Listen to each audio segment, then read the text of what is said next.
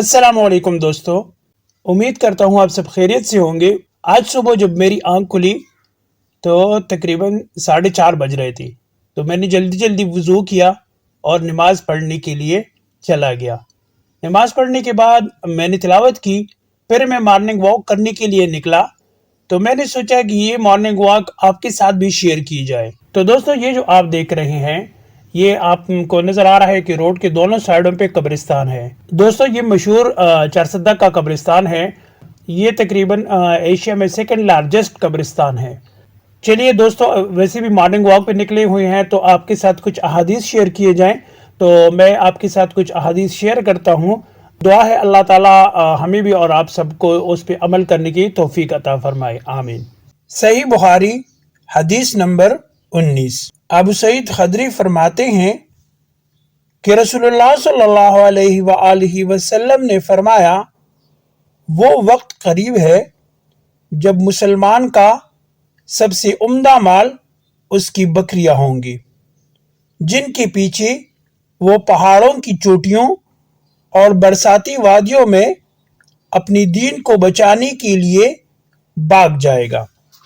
Narrated Abu Saeed Al खुदरी, Allah's apostle said, a time will come that the best property of a Muslim will be sheep, which he will take on the top of the mountains and the places of rainfall, valleys, so as to flee with his religion from affliction. सही बुखारी हदीस number 20।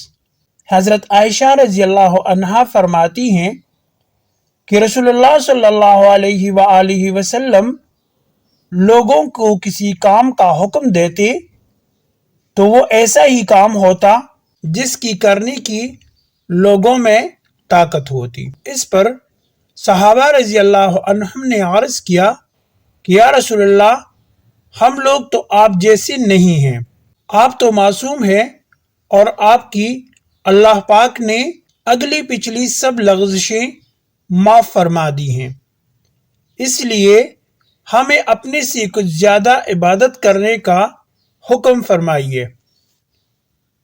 ये सुनकर आप नाराज़ हुए, हत्ता कि खफगी आपके चेहरे मुबारक से जाहिर होने लगी।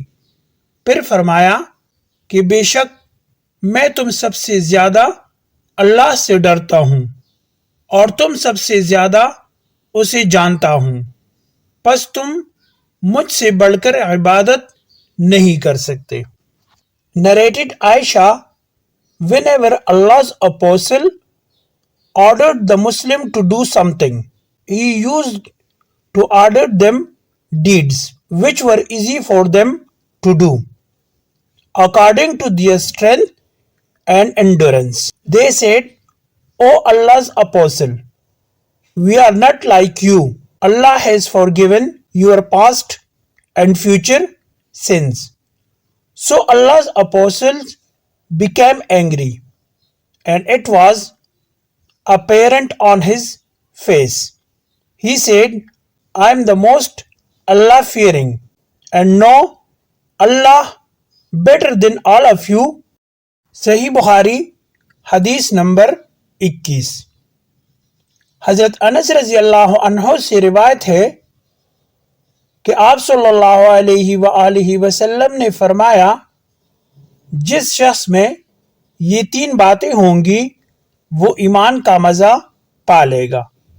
एक ये कि वो शख्स जिसे अल्लाह और उसका रसूल उनके माँ सेवा से ज़्यादा अजीज़ हों, और दूसरे ये कि जो किसी बंदे से महज अल्लाह ही के लिए मोहब्बत करे, और तीसरी बात ये कि जिसे अल्लाह ने कुफर से निजात दी हो फिर दोबारा कुफर इख्तियार करने को वो ऐसा बुरा समझे जैसे आग में गिर जाने को बुरा जानता है।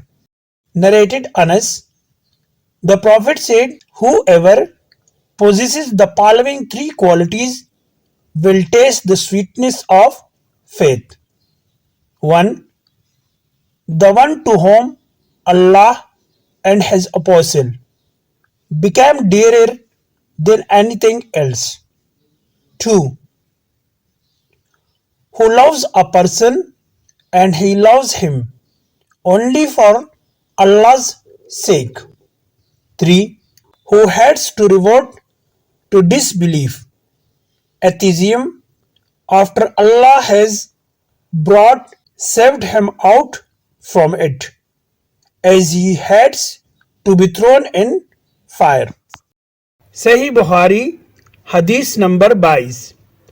हज़रत अबू सईद खदरी रज़ी अल्लाह अन्हो से रिवायत है कि आप सल्लल्लाहु अलैहि वसल्लम ने फरमाया, जब जन्नती जन्नत में और दोज़खी दोज़ख में दाखिल हो जाएंगे, अल्लाह पाक फरमाएगा, जिसके दिल में राय के दाने के बराबर भी ईमान हो, उसको भी दोज़ख से निकाल लो। तब ऐसे लोग दोज़ख से निकाल लिए जाएंगे